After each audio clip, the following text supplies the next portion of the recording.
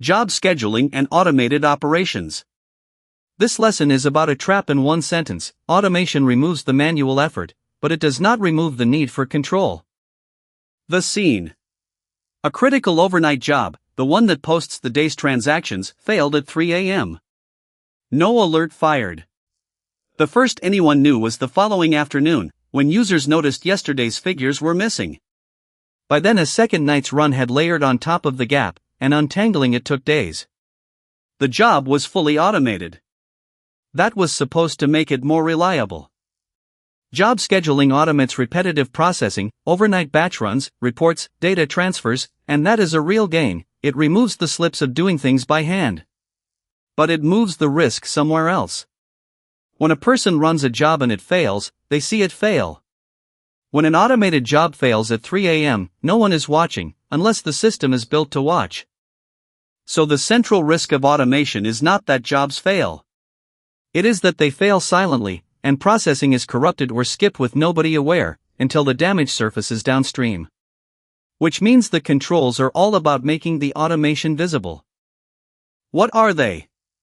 First, and most important, exception handling and alerting. Failed, missed, or out-of-sequence jobs are detected and raised immediately, so operators can rerun or recover them before users are affected.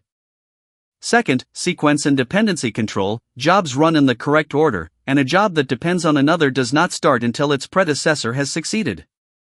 And third, completeness and restart procedures. All scheduled jobs actually ran, a missed run is detected rather than assumed, and when a job fails there is a defined way to recover to a known state, not an improvised untangling.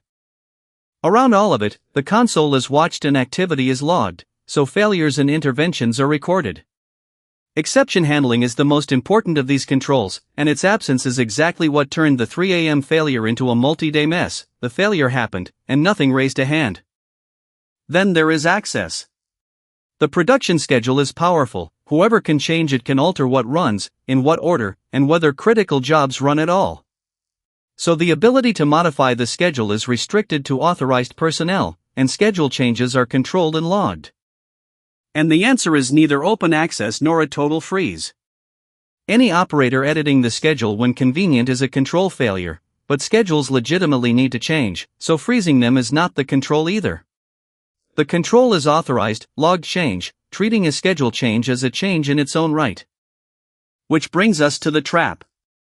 The instinct that because something is automated it is under control is exactly backwards.